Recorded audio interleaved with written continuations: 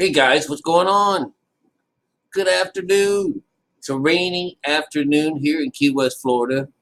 We just have flat clouds coming over, blowing over. It's really quick. It's like a hurricane. It's coming and going. It ain't leaving hardly any water behind.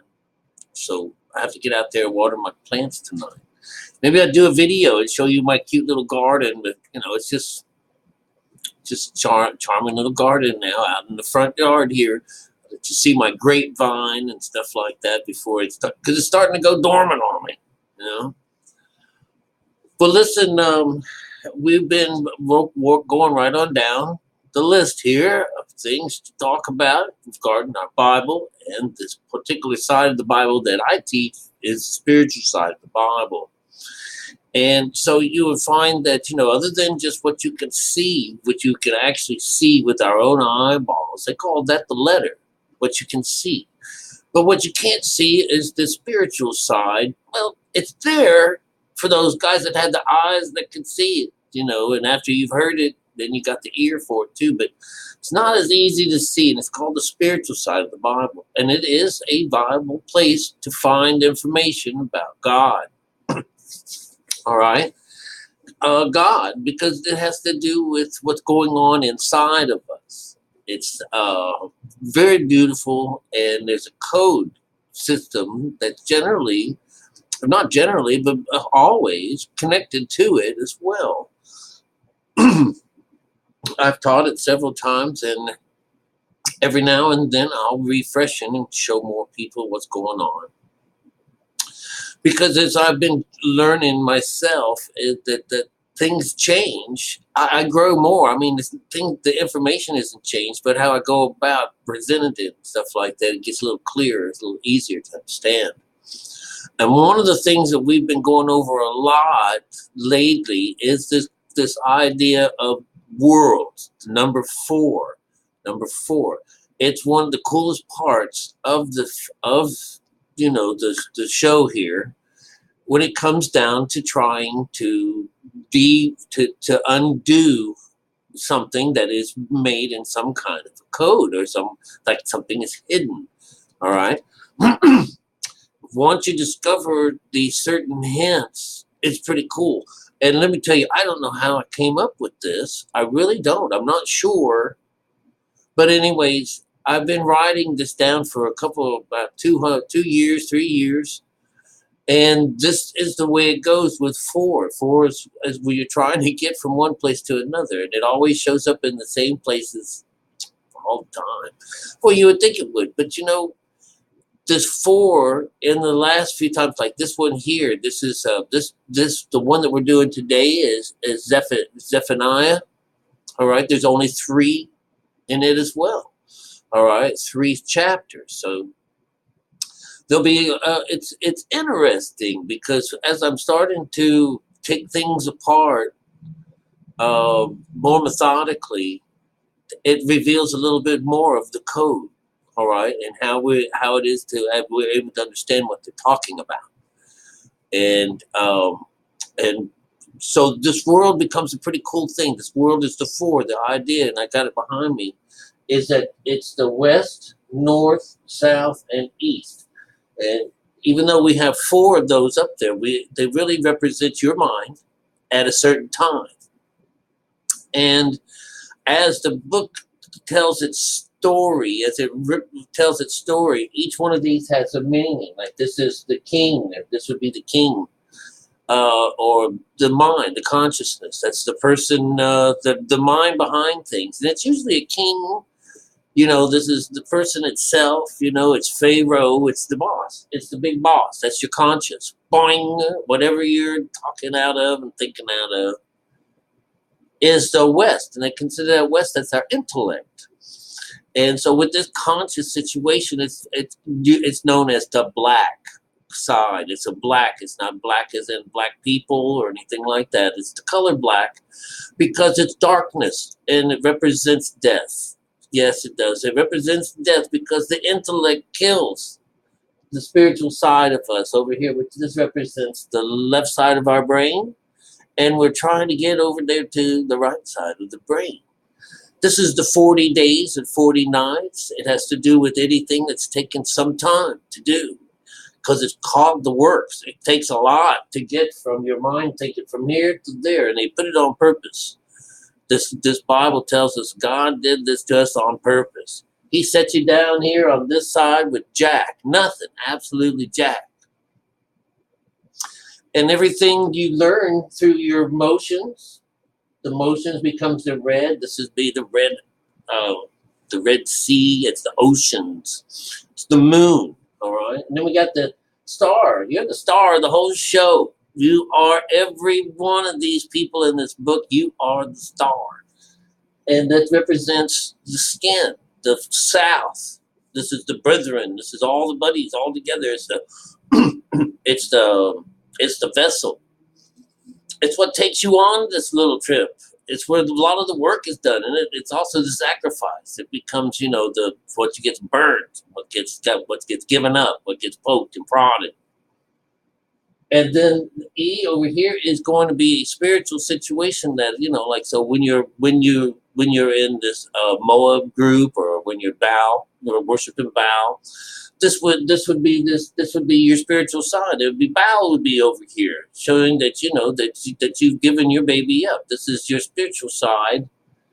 Is not connected to God. It's something that's a little more on the disgusting side. It's whatever man does, this is Christianity. All right, that's Baal worship, because they don't let you go in and meditate. This is the Pharisees. They don't enter in within themselves, and those that do want to go in, they hinder them. So this is this is religion. This is the Pharisees. That's what would be in charge of their thing. It's an outside thing for them. All right, so it's an outside thing for most everybody on earth. Is how you have to understand it. So you would think that this particular way of talking is how we get our four beasts. This number, the north, our emotions. This is where you get a lot of, this is where, prophecies, and God talks to people and just tell them what I'm going to do to them, and this is where fear and anger and stuff shows up in there. It's our emotions. But so whenever I was writing or tearing this one apart, what you get is, this is, there's 3 chapters. The first chapter is about those people that follow the king, those people that follow Moab. It's going to end it all. It says, I will bring distress among men. So this is, but it's on the side. Now, let me stop real fast. The 3 that we did earlier was about giving us the wrath, giving us putting us in hell. That was the way those 3 was. Though this one is God's going to take us out of hell. This is the other 3. So it's just really cool, because I told you these things run one way or another. And so the last one put us in captivity. This one here is going to turn back your captivity. That's what you get at the very end of this story, is that, you got the bad boy that's being cleaned house. This is all these things were bad that were going on in there. We got, except that, this is Zephaniah. He is a son of Cush. All right. And the son of Gideon, a son of something, another Amorai. All right. And another one of Hikarai. All right. I know I screwed up every one of those names, but you can go look them up yourself. There's only 4 of them. All right. So 4 would be another world. So you could read each one of those things and know what they are. So Cush is meaning black. All right. Meaning black. Right here. You see that right there? Cush. That's the first one. The second one is Yahweh's makes great, or saves. That's going to be the G one.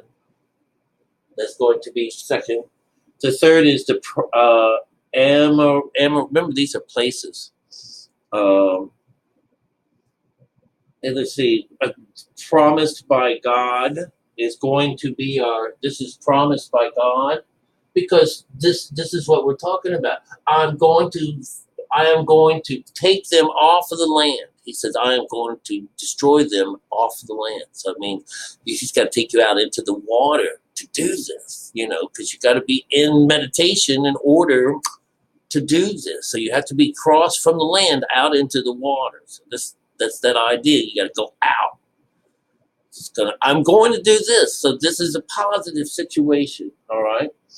And the strength of Yahweh becomes the spiritual side of this. That's the one that has a Heineken. Anyways, if you were to read these, like I'm going to have us read here in a little bit, if I can't go over this if I haven't gone too far with this might just be the directions. I'm not sure, because it takes a long time. But the way it works for this story, and this is, remember, this is about bringing us out of captivity, right? This is what it means, and it's still not offered to the whole world. It's only offered to one person at a time. So over here we get worlds. There's 4 different worlds playing out, and they'll go 1 through 4, 5 through 8, 9 through 12, and 13 through 16. And that's it. All right? Down over here we get 3. 3 is going to be, it says, gather yourself together. That's what number 2 is about. 2 is about your consciousness, the right and the left side. Well, let's gather them together is what they're talking about here. Let's whoosh them together. That's the promise. That's the idea behind this. These are all good. All the people that start off this project over here are all on the good side. This is during a certain time of life, and he says, we're going to give these guys. We're going to fix them. We're going to fix them up good. All right, and we're going to treat them nice. But till it happens, this here chapter 2. Let's pull it together. That's a 1, 2, 3 situation. You want 1 and number 2 to come together. It gives you 3, and there's your divine intervention. This is 3. The whole thing is 3. Divine intervention. It's beautifully written. This is all in the code. This is how you know that it's real live shit. Nobody's messed with it. So over here, chapter 3, we get like bad girl. This is the spiritual side of us that's full of the robber barons and stuff like that, and the bad guys. It's because they steal from you. They take from you. You are the thing that's being stolen from in these situations, but you're not being connected to the real mom, the real spiritual side of our body. This becomes something that's an extension out of the north, out of us. This is where our emotions are, and so what we get is this is going to represent the person itself, and it's an outside thing. So we've got 5, and 5 represents the skin. That's 5 different things. You've got to change. That means they've, just like with Jesus, he has to go through each one of these places and fix it all up, and that's what they're doing. From start to finish, they're on trips. They're on some kind of an interesting trip to those people over here, and to those over there. But it's beautiful how it has been put together. But I'm going to exit down, and let's see how far we get. Okay, I'll try to go quickly. All right, it's very interesting. If you can make it through this, please, it's worth listening to. All right. I'm not looking for any pats on the back, but I want you guys to know this is some cool shit. All right, so I'm trying to get back to the beginning. And the way this works, this is Zephaniah chapter 1. So we get the word of the Lord, which came unto Zephaniah, the son of Cush. Now, we've already talked about that. Cush means black. So this could be black people they're talking about, but at the same time, it's not. it was how you could recognize where the lower mind is being put out, which is always going to be that this is the West, is our lower mind, and this over here is our higher mind. But if we don't have our higher mind connected, which is where a lot of these stories have us not being connected. All right, so this is going to go 1, 2, 3, 4. So you're going to get something, and something spiritual towards the end. So let's see how this works. All right, so the word of the Lord came to Zephaniah. All right, I will utterly consume all things from the land, said the Lord. That was, he's making a proclamation. I will consume man and beast. I will consume the fowls of the air, the fishes of the sea, and the stumbling blocks of the wicked. I will cut off man from the land, saith the Lord. That'll be the third one. He's got to cut them off. Now, this, like I said, you got to get him out to sea. You got to get us out to sea before you can push us into the water and start this business. All right? It says, I will also stretch out mine hand upon Judah. All right? And upon the inhabitants of Jerusalem. This is still our spiritual side. And I will cut off the remnant of Baal from this place, and the name of the cherubims and their priests. These are black, people that wear black clothes. This is representing the West, but that's what's in charge of the spiritual side of us, are these priests. And these priests are called cherubims. And it's because they wore black robes, and this is black. They're talking about black. So we got another 4 coming up. And them that worship the host of heaven upon the housetops, and them that worship and swear by the Lord, and them and swear by Malcolm. This is a good thing.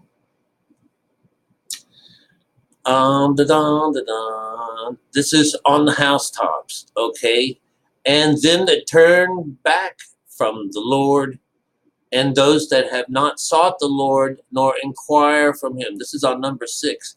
This is representing the north. This is just that nobody comes up here. They just never came up. They didn't. Those that have not sought the Lord nor inquired on. This is representing 6. Please stay with me. But the idea is that 6 represents the part that lifts us, that brings us to the Lord. So on number 6, it's saying these people that have turned their back on the Lord. Those that have not sought the Lord, nor inquired for the Lord, okay? And say, hold thy peace at the presence of the Lord, for the day of the Lord is at hand, and the Lord hath prepared a sacrifice. He has bid his guest. This is number 7. And a proclamation again from the Lord. It starts all over again, right? Let's see, we go 4, 5, 6, 7, 8. And it shall come to pass in the days, Lord, the sacrifice will punish the princes and the kings and the children. Are we doing this correctly? 5. Worship in the housetops. 5, 6, 7, 8. And shall come to sacrifice to punish the princes. All right, so hold thy peace. Hold thy peace. This is when we are going into meditation. This is usually the day of the Lord. And it says here,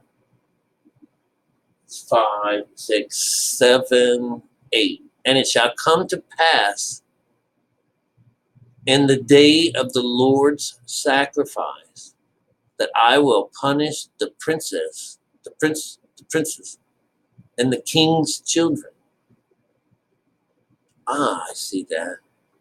And all such are clothed with strange apparel. That's number 8. Now we got a brand new set, 9 through 12. 9 becomes, in that same day also I'll punish those that leap on the threshold and fill their master's house with violence and deceit. All right, now this is representing religion. All right, this is in 9. And it shall come to pass that in that same day there shall be a noise and a cry of the fish gate and a howling from the second, the great of gnashing of heels. This is the second. We're going to be putting out a cry. That's this idea. This is where the water, this is the fish gate that they're talking about. Howl ye inhabitants. Howl ye inhabitants of this place. This Maktesh place, this is talking about our body, a merchant. This is the kings.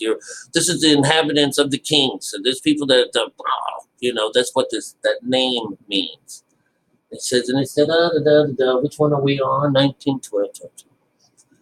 And it shall come to pass that same day that I will search Jerusalem with candles and punish the men that are settled on their leaves, and say in their heart, the Lord will not do good, neither will he do bad. This is number 12. It's very interesting. It should be an end one too.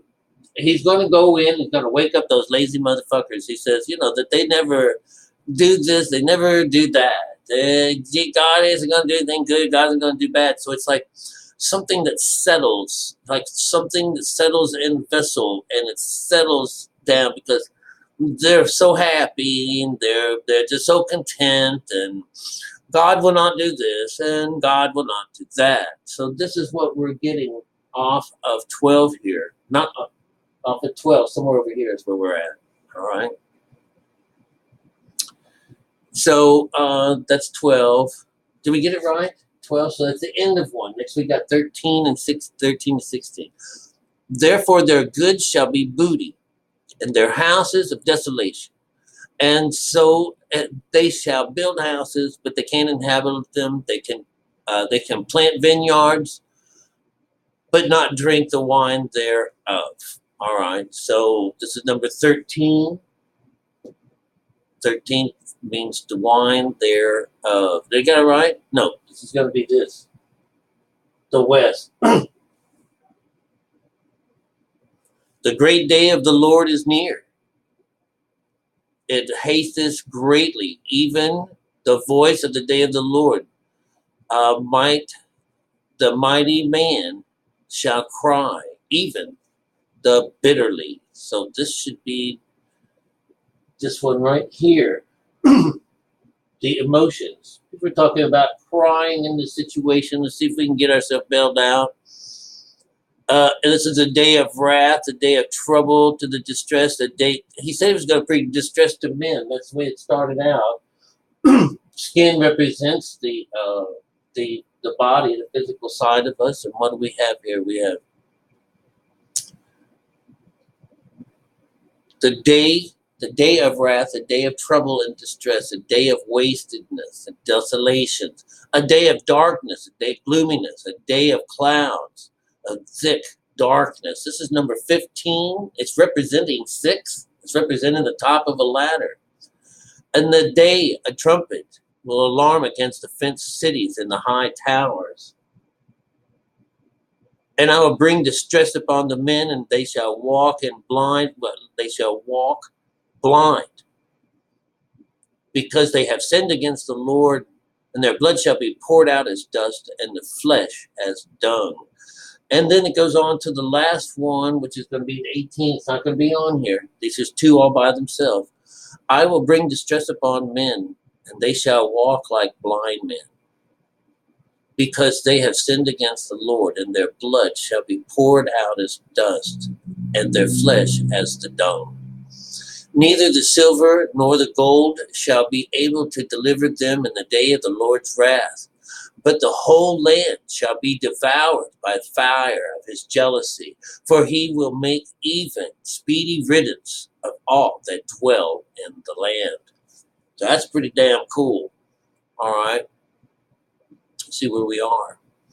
All right. So the first one, he's talking about, you have to understand this idea that you got to clear a house first. You've been spending all your life filling up with all kinds of garbage, and this is where it comes from. All right. And so we're mixed with this place that this all has to be cleaned out before we can do anything else with it. And so we're going to find out just how do you go about cleaning it out. Well, he says, well, I'm going to make all these places desolate, all of these, everything. All right. And then we'll start from there. All right, so I'm going to pull you back down again, see where we are. We moved on to number 2. Now, chapter 2 is going to be representing God's creation, which is something that has to do with something solid, physical, the mind, and something that's going to be less tangible, less feelable, something along the lines of our spirit. All right.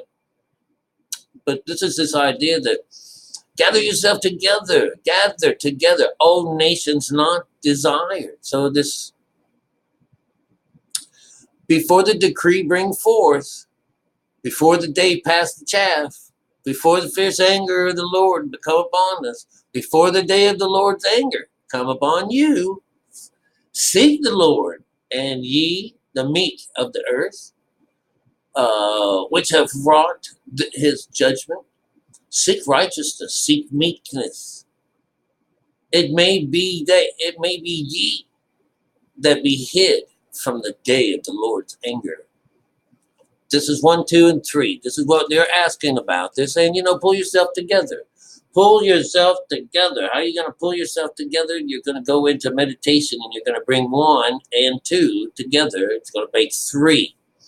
And this is going to possibly be a way that's going to guard you against whatever this anger is about.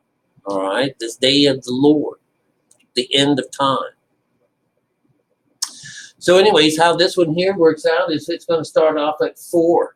All right, because it's telling you 1, 2, 3, boom, that's it for that. All right, and then we start off. For Gaza shall be forsaken, and Ashton a desolation. They shall drive out Ashdod at the noonday, and Ekron shall be uprooted. All right, now this is just plain 4, which is representing just one of those things, but it's a 4 altogether. All right. We get Gaza. Gaza is the strong city. That Ashton is the seaport. That's our seaport. It's our lower mind. Remember, it's this is about our emotions. This is what launches stuff. All right. It's where the power comes from. The second beast gets powered by this part. We have Ashdod is going to be driven out by the noonday. Ashdod is going to be, it means theft, inclination, diffusion. He's going to be drawn out. He's going to be driven away.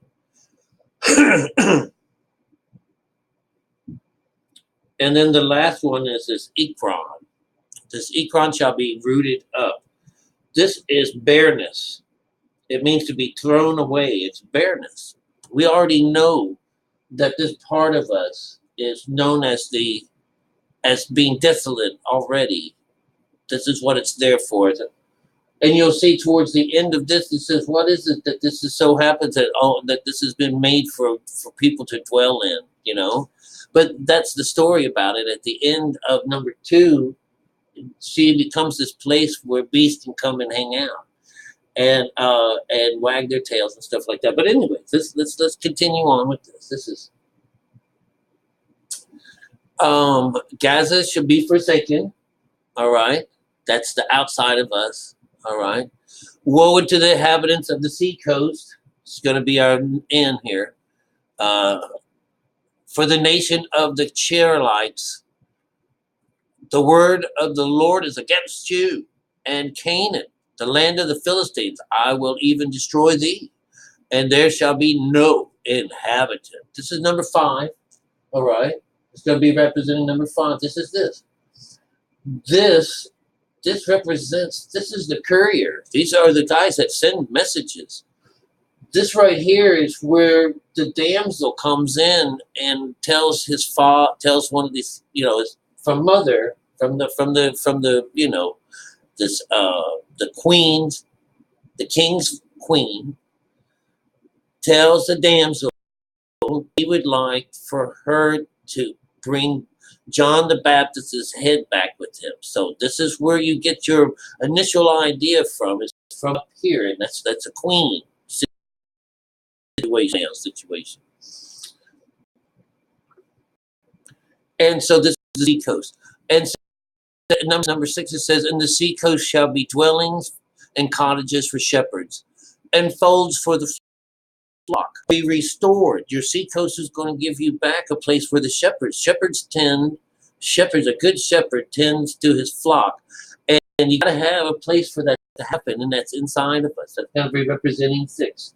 So this place is going to be restored to the way it's supposed to work. And number 7, 7's going to, 7 is the day of the Lord, so 7 we get. And the coast shall be the remnant for the house of Judah. That's what we want. We want to camp out on the east where the sun rises. This is for the remnant of these people, the children of Judah. All right, from the house of Judah. All right, let's continue on down the road. I hope this isn't really tough on anyone. Where are we at? Are we on 8? I hear the Moab and the revelings of the children of Ammon, which have reproached my people and magnified themselves against their border. This is number 8. So this is these people that are going to go after Moab, and that has magnified them beyond their borders. That's number 8. Number 9. Therefore, as I live, the Lord of hosts says. Is that correct? Am I going to do this right? 8? Yeah. 8. 8. Therefore, as I live, saith the Lord of hosts, O God of Israel, surely Moab shall be as Sodom, and the children of Ammon like Gomorrah, even the breeding of nettles and salt pits, and a perpetual desolation. The residue of my people shall spoil them, and the remnant of my people shall possess them. This is what they're talking about. 9 is this one right here. This is what I was just talking about. This is the part about religion. This has really got to go. This place here, this is this Moab. Surely this place is making trouble for all this. Let's go to 10 real quick. This they shall have as their pride. O reproach magnified themselves against the people and the Lord of hosts. Talking about the physical side of us. And then on down to the next. Gotta get it right, number 11. The Lord will be terrible unto them, for he will famish the gods of earth. Excuse me. And men shall worship him. Every one from his place. Every one from the isle of the heathen. This is number 11. It's represented here. What they're meaning is they can do it from their own home. You'll be able to, you don't have to go to a synagogue. You won't have to go to a church. You won't have to go to any of these other places. He's going to do it from one place. He's trying to make everything one language again. He's trying to make everything, a lot simpler, right? So last is we got the last bit of this is 12 through 15. All right. It says, yes, even the Ethiopians also, ye shall be slain by the sword, which means separated. And this is what you want. If you live by the sword, you have to die by the sword. And so sword is to cut you out. This is to let your guy free. This is to separate you from your skin and let your soul free. And this happens by the sword. That's what they're talking about. It says, number 12, Ethiopians also. So when you look at that, it's really about the land of the darkies. All right. It sounds terrible. Yeah, but it means the darkness. It's about darkness. And they put a black man in here. In fact, his probably a black man. He's probably a black author. He's a black man. His father means black, or of the black man. So, but I know black as being the intellect. It's a way of telling things. When you're working with this system, they leave these as references so that you can follow along and understand the Bible better. So, and he will stretch out his hands against the north and destroy Assyria, and will make Nineveh a desolation and dry like a wilderness. This is where we get our water from. So he's going to take away the water. He's going to This is the north. He's going to strike towards the north. All right. And the flocks shall lay down in the midst of her, and all the beasts of the nations, both cormorant and this bitter die, or bitter something or other, shall lodge in the upper lintels of it. Their voice shall sing in the windows. This is talking about an outside situation. For he shall uncover the cedar work. Cedar. We're about this idea. We're trees, all right? And this is this idea of being in the woods. Something's going to get, yesterday, I don't want to get this all mixed up, but we're going to have a request. It's going to be sent out for some kind of a need or a want or a prayer. And that we're going to be brought back something from another part of us. Instead of going to God, we're going to get one of the timbers that's going to yell out, I got the idea, and this is where you supposedly wind up, you're making yourself the lead. All right. So anyways, this is the flocks. This is where the people, the flocks. This is the body. This is the kid. This is the goat. This is you. You're the lamb. This is the flocks. This is where you would come about. All right. The flocks shall lie down in the midst of her, and the beast of the nations. All right. So we get down here to number 15 and the last one. This is rejoicing city that dwell carelessly, that said in her heart, I am, and there is none beside me. How is she become a desolation, a place for beasts to lie down in? Every one that passes by her shall hiss and wag his hand. This is still talking about this idea that this has to change. He's out to destroy all these things, and he just lifted his hands up against the north. That's the second beast that we get out of these stories. The second beast is an extension of the intellect mind. These two, this is the first beast, and this is the second beast. Those are the two guys that stood beside Jesus. Those are the two witnesses or something like that. They're not witnesses. They're just the two people that got their legs broken. This one gets broken because it's a false god, and he's getting his done because he needs to be knocked down a notch because it's his mind that's being changed that got that side over there. So let's go one more. All right. I apologize for taking so long. Chapter 3. I just thought that this would be the first time you ever heard of these things. I've never read this book before. All right. Chapter 3. Chapter 3, we got woe to her that is filthy and polluted, to the oppressing city.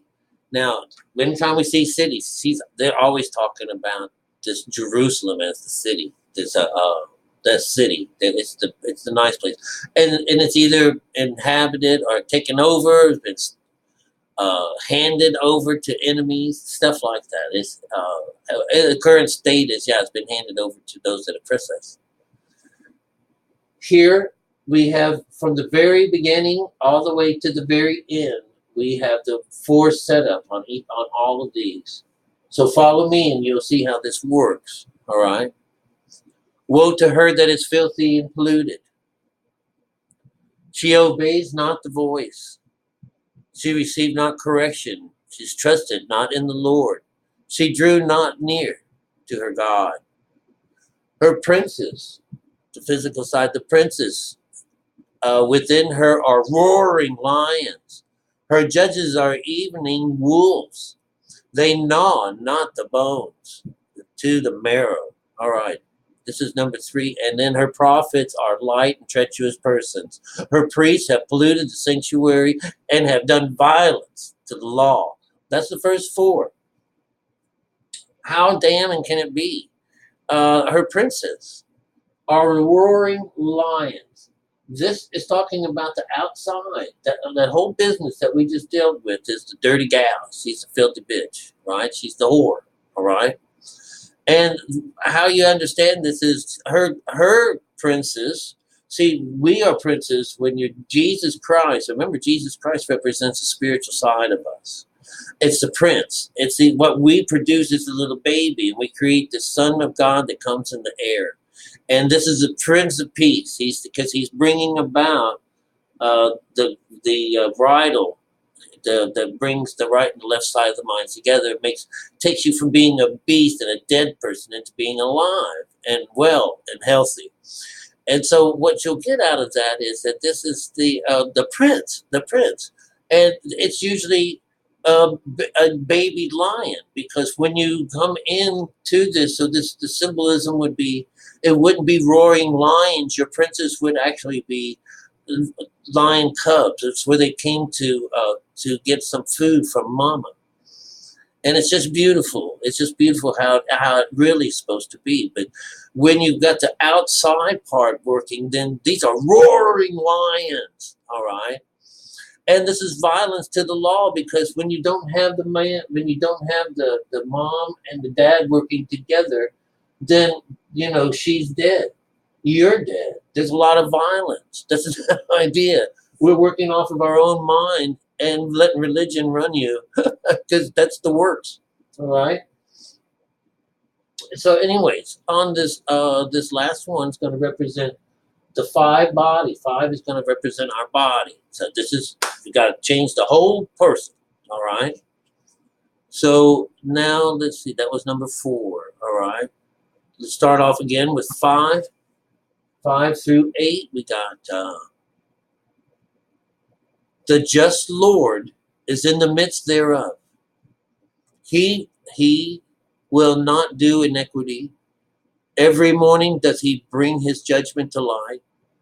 He faileth not, but the unjust knoweth no shame. It's going to be our intellect. I have cut off the nations, and their towers are desolate. I have made their streets waste. None passes by, the cities are destroyed. And there's no man. There is none inhabited. There is none inhabited. Number 6. And I said, surely you will fear me, that will receive instruction. So their dwelling should not be cut off. However, I punished them, but they rose early and corrupted all their doings. And we get 8. Therefore wait ye upon me, says the Lord, until the day that I rise up to pray. And my determination is to gather the nations, and I will assemble the kingdoms, to pour upon mine indignation, even to my fierce anger. And all the earth shall be devoured with the fire of my jealousy. This is 8. This is going to finish up 8. Wait for me, he says. This is what he's going on. This is how this is working out. Wait for me. Wait for me. All right. What's next? Number 9. For then I turn to the people of pure language, that they may all call upon the name of the Lord, to serve him with one consent. From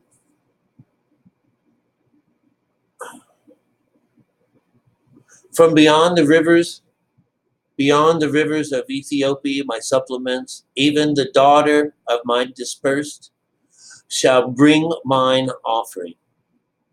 This is where the girl sends a message. It's going to bring my offering. Even though this is his dispersed, it says, I'm in control.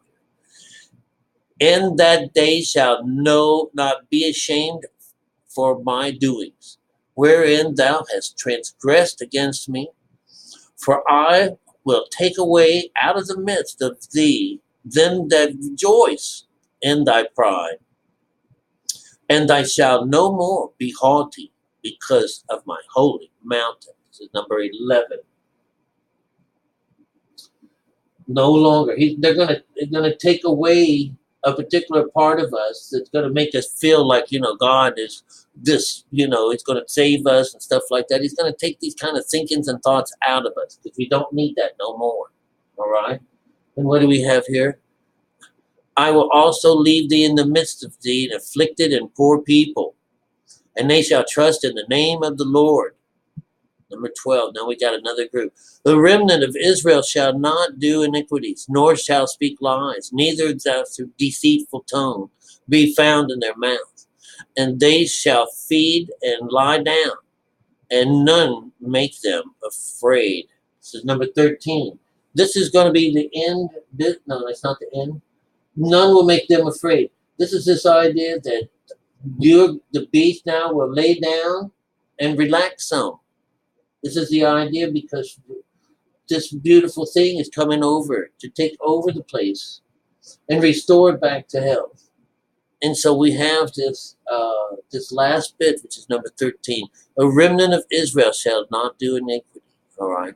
Sing, O daughter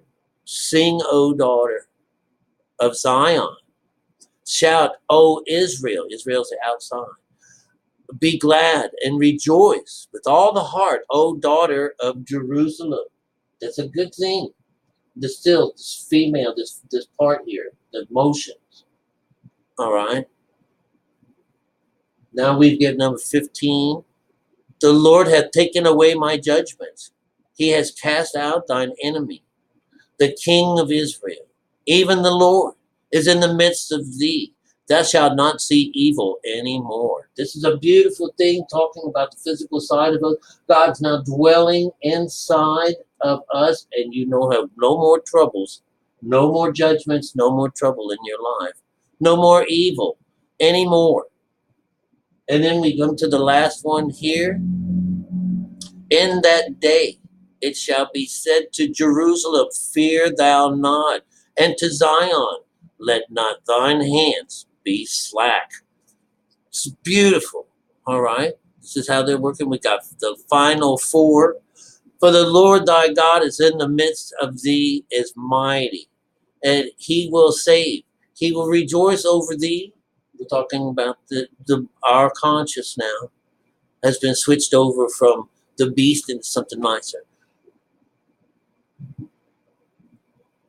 The Lord thy God in the midst of thee is mighty. He will save. He will rejoice over thee with joy. He will rest his love. He will rest in his love. He will joy over thee with singing. I will gather them that are sorrowful and solemn assembly, who are of thee, to whom the reproach of it was a burden. And behold, at that same time, I will undo all the afflicted in thee. I will save thee from her that was halted, and gather her that was driven out. And I will get them praise and fame in every land that they have been put to shame. It's going to give us back her. It's going to restore this person that was taken away. This person, this barren place, this idea that you have been brought back to her. I gather her that was driven out, and I will get them praise and fame.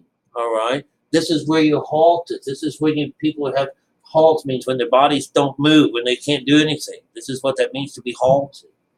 That's because they just don't have God in them. They can't do anything. It's just crazy. And what do we end up with? At that time, I will bring you again.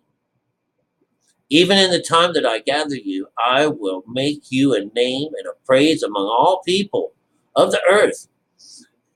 I will turn back your captivity before your eyes, saith the Lord.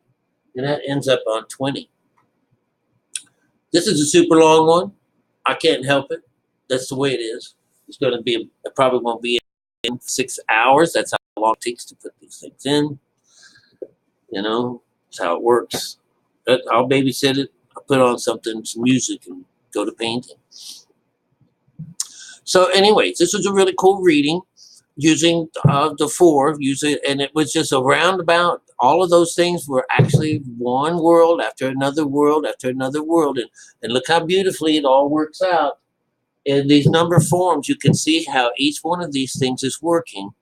The These are the two, like I said earlier, those are the two that sit beside Jesus, because you be the middle guy.